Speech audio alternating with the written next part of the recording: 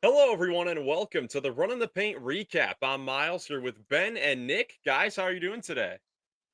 Back at it. You guys ran the little give and go last night on the full Run on the Paint podcast, but we got a three-man weave going for the recap here tonight. What's up, Ben? What's up, Dick? It's great to have you back on the podcast. But yeah, I'm feeling good again today.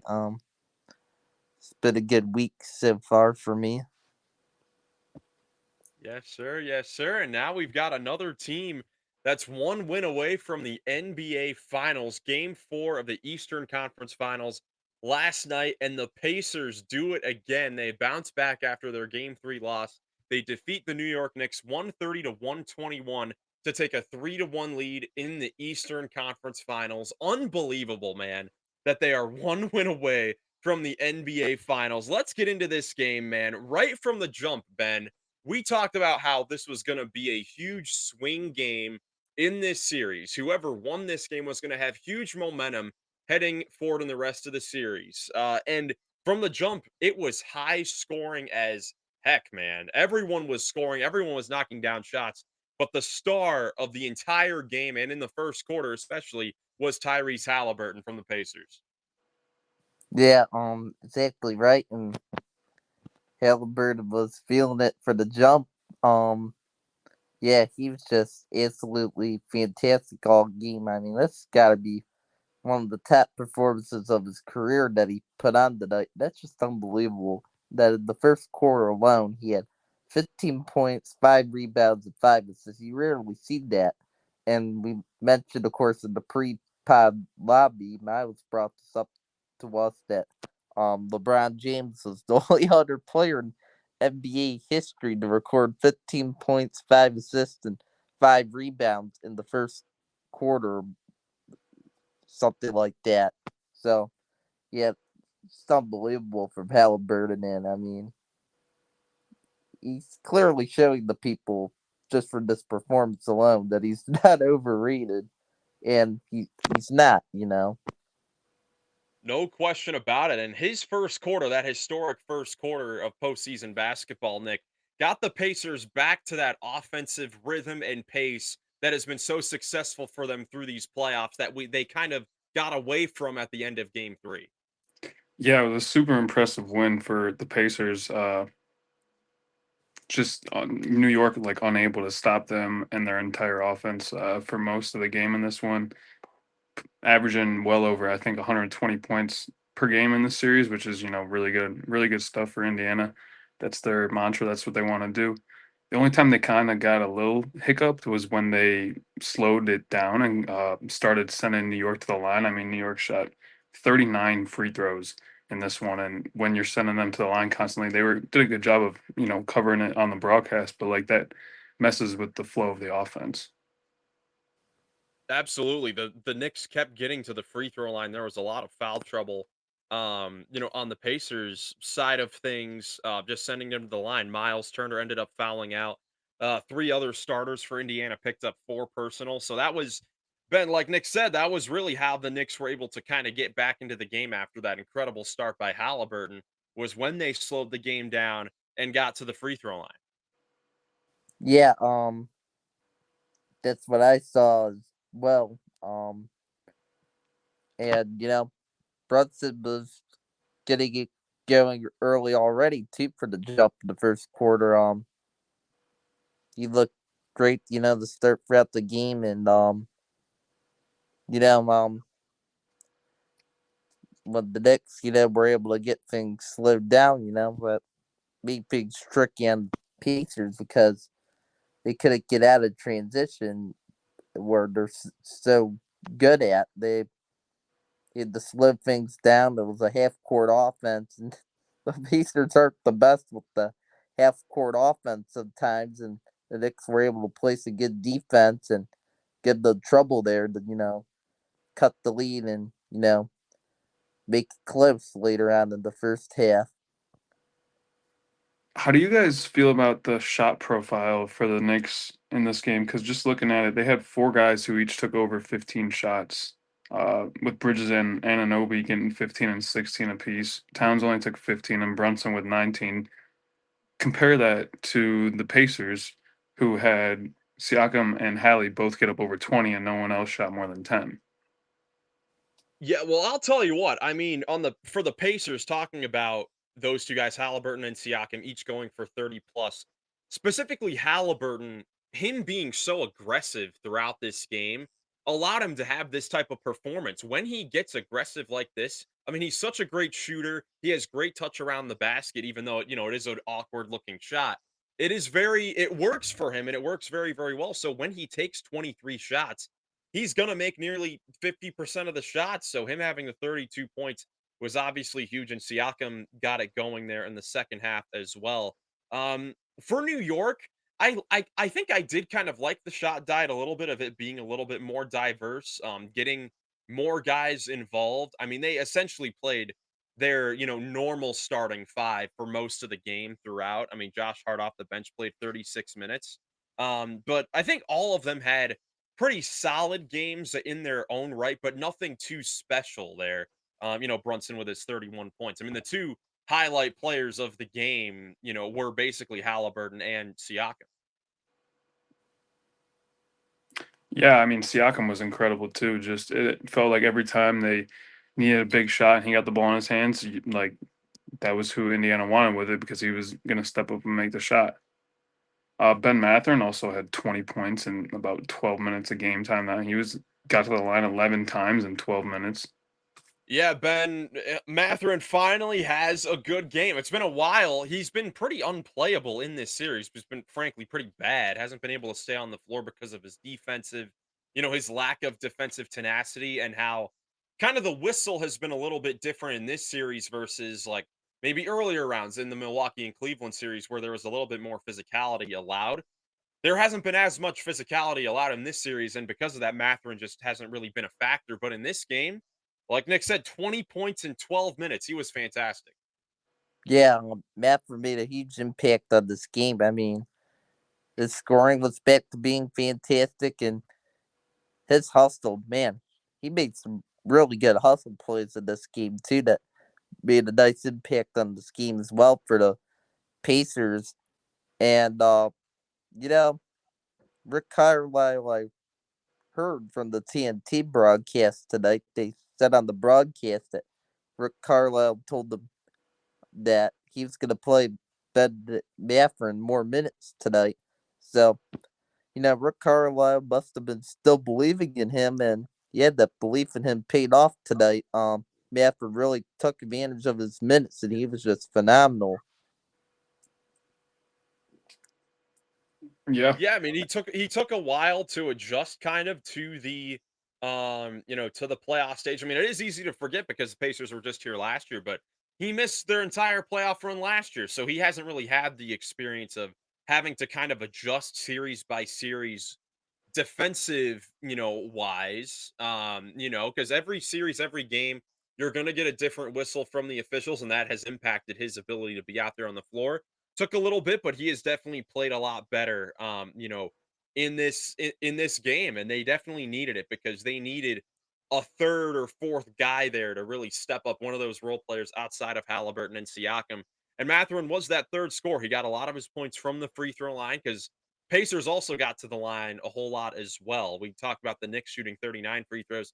Pacers shot 32 themselves as well. So he provided a nice lift on that end. But Ben, you and I talked about in the pre-pod lobby, once again, Aaron Nesmith having a great impact after a rough game 3 where he got injured. He had the ankle and knee injury in game 3. Comes out another huge game for Aaron Nesmith to impact the game with 16 points. Yeah, he, you know, scored the ball well, as he said, and then I was really impressed with his impact defensively. He made a big impact on that end of the floor as well. Overall, he played pretty good defense on Brunson, and I thought, was guarding him the right way, getting up, close to Brunson and just staying close with him the whole time. I mean, Brunson did beat him a few times but for the most part, though, Neesmith, was able to lock him up and, um makes a big time stops on Brunson to where Brunson couldn't really do much. So yeah, he was banged up a bit too with the knee injury he got in game 3, and I was really impressed the way he was able to go about things. He was the being banged up in this game.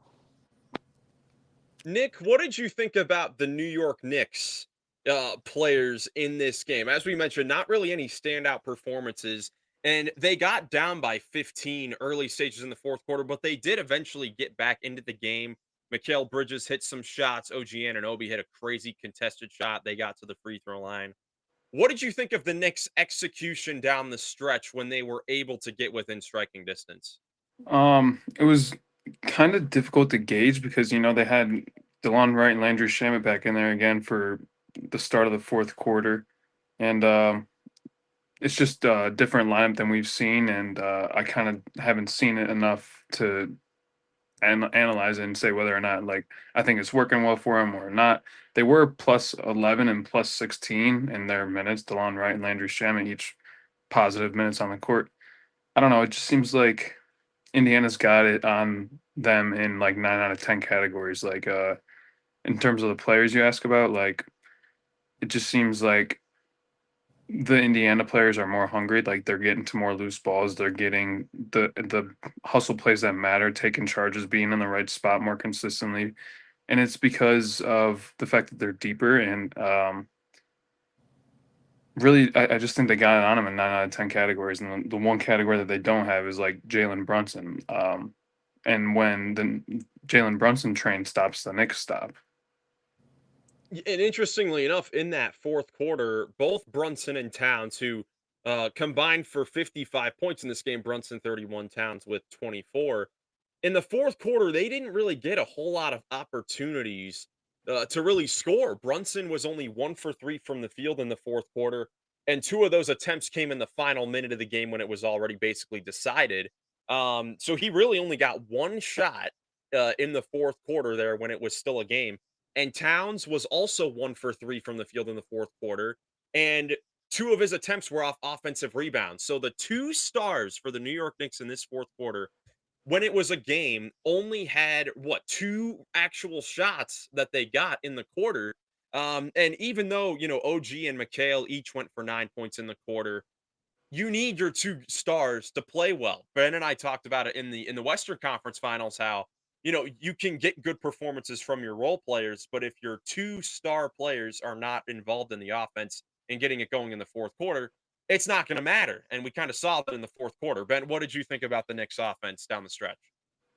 Yeah, kind of saw that in the fourth quarter in this game. The Knicks role guys were able to kind of keep the game close for the Knicks by hitting some big shots, and then the Pacers did come out at the start of the fourth quarter sloppy. That helped too with the Knicks cutting down the lead. But then the Pacers got it back together. But yeah, I didn't even totally recognize while watching the fourth quarter that few of shots were taken by Brunson and Townsend. Um, yeah, I'm not totally impressed that shot selection there for the Knicks. Especially with Brunson, how good of a closer he can be sometimes in games. I think you just gotta let him take more shots than that. But I mean, I think D. Smith and the Pacers did do a good job defending him though in that fourth quarter. That makes some things tough on New York. Yeah, a ton of credit goes to the Pacers defense, who has done a good job in these last two games of slowing down Jalen Brunson and making things difficult on him specifically. In the second halves of both of these games. For the Pacers, I feel like we haven't really talked a lot about the incredible performance by Tyrese Haliburton enough. We mentioned his first quarter, but I mean, it didn't stop there. I mean, for the game, he has 32 points, 12 rebounds, and 15 assists, zero turnovers. First player ever to have 30, 10, and 15 with 0 turnovers. Nick, what impressed you the most about Haliburton's game in the most important game of his career? It just seemed like he was in control of everything he wanted to do, and he was being as intentional as you can. Like every dribble was not a waste. Like sometimes you'll see him blow past somebody and then bring it back out and like dribble around, the the floor for a little while and then make a great play or make an amazing play. But it just like from the jump, just way more aggressive, like getting to the rim and playing off 2 feet and making the right play early when the help comes and just letting the game come to him and being in control. Yeah, and that's exactly what he did. I mean, he just was unbelievable. Made so many tough shots from outside and inside, getting all of his guys involved. And again, the efficiency on, 11 for 23 from the field, 5 for 12 from 3, and again, not turning the ball over once is just absolutely exceptional. I mean, he has had regular season games like this before. I'm pretty sure he's the only guy to have like 15 assists, 0 turnover games, like more than 3, Yeah. more of those than any other player in the history of the game. And it's incredible because he can score like this when he wants to. Wants to take a lot of shots like this. He's going to have to continue to be this aggressive for the Pacers going forward. But Ben, what has been your thoughts on the Pacers' ability to just bounce back after tough losses in Game 3? I have the numbers right here. After the 3 losses for them in the playoffs, which has all been in Game 3s, these are the results in Game 4. The 3 highest scoring games for the Pacers in regulation. 2 blowouts in the first 2 rounds and then coming up with this victory in the clutch. Ben, what has been your thoughts on the Pacers being able to bounce back after their losses? Well, I think the Pacers, I guess, have just been able to find a way to get refocused good, going into game fours and getting back to playing, you know, their brand of basketball well in the next game after a game free. And then just a lot of shots were able to go down for them too. They just somehow really clicked offensively and played up to their potential offensively. Yep, doing it once again. They forced a lot of turnovers. They forced 17 New York turnovers, scoring 20 of them, 20 points off of New York turnovers. And I mean, they just executed better down the stretch. I mean, the out of bounds plays for Indiana, they got a lot of great looks off of their out of bounds plays. New York kind of also did, there were like 3 possessions in a row where Mikal Bridges got a fading shot on the corner out of a, sideline out of bounds play, but he missed all the shots. So sometimes it does come down to a make or miss, league. Pacers were able to execute down the stretch. Knicks were not able to. And that's really the biggest reason here down the stretch that the Pacers were able to pull this out once again. Yeah, the Pacers offense was, like you said, just well-oiled machine. Knicks really didn't have an answer for it. And that was the reason, like every time like Indiana, much like the game last night or a couple nights ago between OKC and Minnesota, where the Thunder just, had an answer for everything, and felt like Indiana had an answer for everything, and the Knicks were unable to get it from 6 to 4 to 2 to take the lead. It just always stayed like 2 to 3 possession game. Yeah, absolutely. That is how it kind of felt the entire way around. Like the Pacers had the full control from the opening jump, and now, incredibly, Indiana 1 win away from the NBA Finals. They'll go back to Madison Square Garden with a chance to close it out. They'll look to win their 3rd straight series in 5 games, looking to close it out on the road. You guys have anything else on this game before we move on? Tyrese Haliburton with a special performance, man, in game 4 here. Was that the best performance of these playoffs? I think so. You think so? I'm trying to You could think of what probably else. find a Giannis game down here. I'm trying to think of what else would rival it. I think probably the number one that would rival it was Brunson's closeout game against the Pistons in the first round. I think he had 40 points and the game winning shot there at the end, If but the Celtics would have won game 5, Tatum had 42 going, or game 4. the game he got injured. Yeah. That He had probably would. 42 going, and they were on the way to come back. I think they still would have lost, Yeah, I think they would have as well. but if they won that Regardless. game, that would have rivaled this. I think. Yeah, I think so as well. But incredible game for Tyrese Haliburton, best game of his career. I would probably say the number one performance of the playoffs with just how like you said, Nick, how in control he was of the pace and the tempo the entire game. And now one win away from the NBA Finals for the Indiana Pacers. Cannot believe that we're saying that. We'll see if they can get the job done in MSG on Thursday night. Moving on, we have another team that's one win away from the finals. In the Western Conference Finals, Oklahoma City will look to close it out in Game 5 at home against the Minnesota Timberwolves. The Thunder with that 3-1 lead. Here's the game tonight at 8:30 on ESPN. The Timberwolves after that tough loss at home in Game 4. Nick, you weren't on last night to really talk about the game. What were your biggest takeaways from the Thunder huge championship caliber win in Game 4? Yeah, that was like a championship caliber win because they were in a hostile environment after just losing game 3, and haven't really been in that situation before, and they came out and just had an answer for everything that Minnesota threw at them. Like the thing I took away from last night was that I've been right about Nickeil Alexander Walker for years, and he finally just had his moment last night.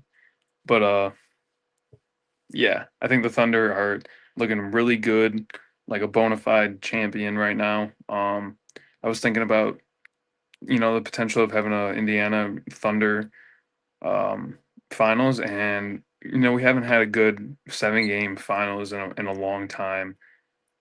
And I know that there might be you guys might think that you guys might I don't think this is going to be the year either. I think the Thunder look insanely good. I know the Pacers are playing well, but I just feel like the Thunder defense is going to like slow them down enough to where they're not scoring 120 a night, and Indiana's defense isn't going to be good enough to keep the perimeter defense. Like the Knicks get to the rim pretty well. Like that's why they get to the line so much. I just think Indiana's defense is going to be. They're not as good as the Thunder.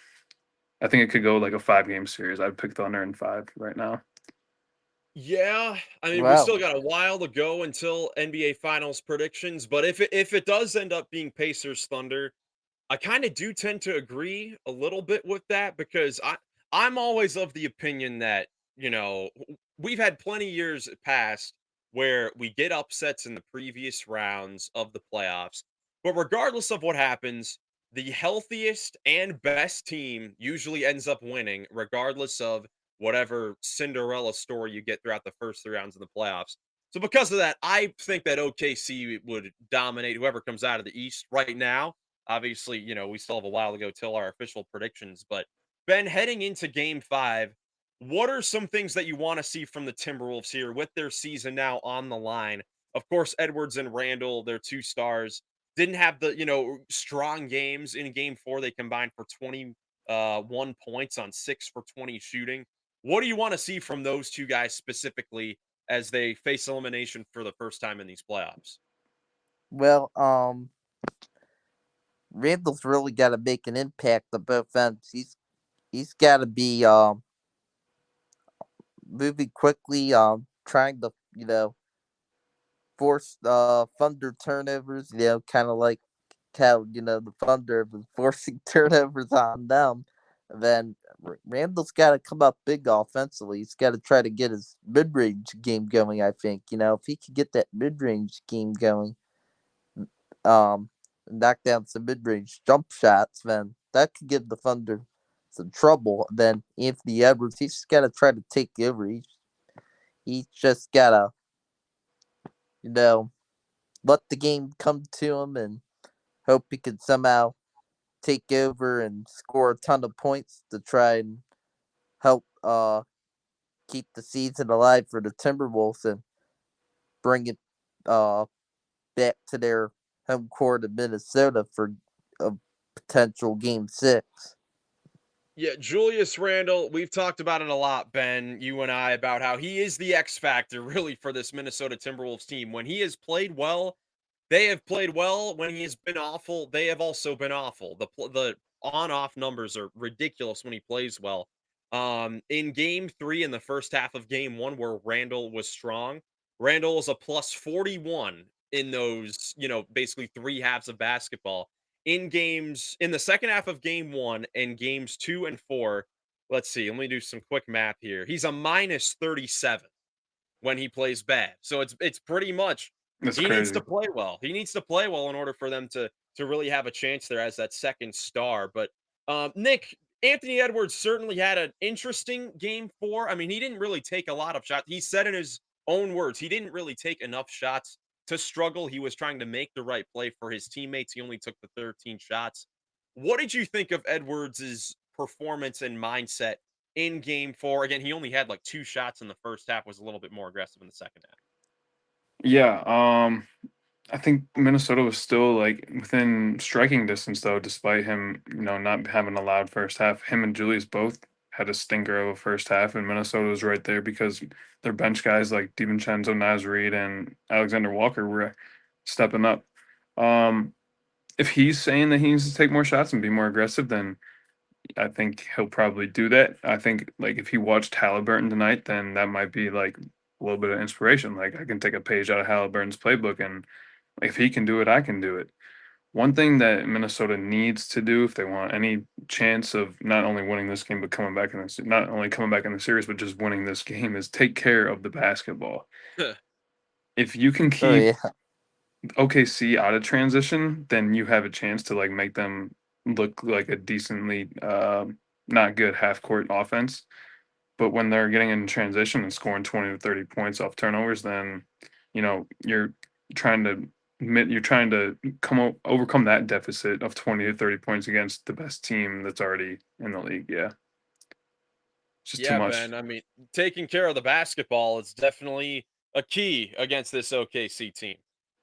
yeah, it really is, and yeah, Minnesota has to be ready for once again, Thunder guys sneaking up and causing turnovers, and them, you know, uh, playing some tight and confusing like defensive stuff that Minnesota may not be quite expecting, and yeah, um, it was gonna be hard for Minnesota, of course, in game 3 when they had like so many turnovers already to win that game. And yeah, if they turn it over a, a lot in this game, they're going to be a big trouble, especially because now they're back on the road in OKC. Yeah, and there's certainly a great home team, and Minnesota Yeah, has not played well on the road in this series as well. Doing some quick research here of the numbers on home and road. Here are the numbers here. These are the Minnesota Timberwolves stats at home in this series. Let's see here. They have 9 players averaging double figures in points at home in the 2 games this series. And of course, a lot of that, coming in the, 43 point game 3 victory. But then the 2, road games in this series, as I show the same screen, trying to find the other screen right here. The road games, Minnesota has absolutely, struggled on the road in this series. You see only 4 players averaging double figures, and Edwards with the 25, then the Randall. He only had the first half of game 1. Jaden McDaniels was good in OKC, and then it is a struggle bus from there shooting the basketball. So Minnesota, it's going to be tough for them. I think that with Edwards, he needs to look to score and be aggressive in this game. Of course, maybe to start, you try to get your teammates involved, try to get some role players going. Since it is on the road in a hostile environment, but I don't know if you can really count on your role players to play that great in that type of environment. OKC 1 win away from clinching the finals on their home court. That fan base is going to be incredible. That environment's going to be unbelievable. So I think Anthony Edwards is going to have a monster performance if they're going to have any chance of getting this back to Minnesota for game 6. a Halliburton like performance. Yeah, I guess, but I don't even think he's not the type to get a bunch of assists either. I think he needs to have a 40 piece at least, to go for, and then just get someone else to give him a boost. Maybe it's I mean, No, I it's think it very has to be Randall. It's got to be Randall. Give him 20 to support it, and then get one other guy, McDaniels or one of your guys off the bench to keep playing well. We'll see how Terrence Shannon continues to play on the road. He got minutes the last couple games, but we'll see. But OKC definitely in the driver's seat. Haven't talked about them a whole lot here, talking about what the Timberwolves should do. But for OKC, it's just keep playing your brand of basketball. And if your top three guys are going to play like this, then you're most likely going to get the win. Those three guys, Shea, J-Dub, and Holmgren, were unbelievable in game 4. they've been having a great series. Absolutely. So we will see what happens. You guys have any bold predictions or key things that you want to see happen in game 5 of this series? If Minnesota has less than 10 turnovers and makes more than 10 threes, they don't even need to make that many. Just more than 10 threes, less than 10 turnovers, they can win. Ben, you have any bold predictions for game 5? Uh, let's see. It's kind of Knicks in tricky. 7. Knicks in 7 in this. No, um, let's see. Um, if the Pacers could shoot 50% at least with their field goals, and then allow the Knicks to commit 15 or more turnovers in Game 5, but they'll take Game 5. There are the key numbers for you for both games going forward. Game 5 of the Eastern Conference Finals on Thursday. Tonight we've got Game 5 of the Western Conference Finals, again 8:30 on ESPN, with Oklahoma City looking to clinch their first finals appearance since 2012. I cannot wait to see what the Paycom Center is looking like there in Oklahoma City, because that fan base has been, I mean, this is the first time they've had a chance to really do this in 9 years since they blew the 3-1 lead with Westbrook and Durant in their final year. So can't wait to see how the Thunder play in that environment. But I think that's all we got here for the recap. You guys got anything else before we get out of here? Mm. No, sir. Just shaking the head. Just shaking the head like Knick fans are, I'm sure, after their tough loss last night. Well, thank you guys so much for watching. If you enjoyed, leave a like, subscribe for more NBA postseason content. Hope you have a great rest of your day, and we'll catch you in the next one. Peace.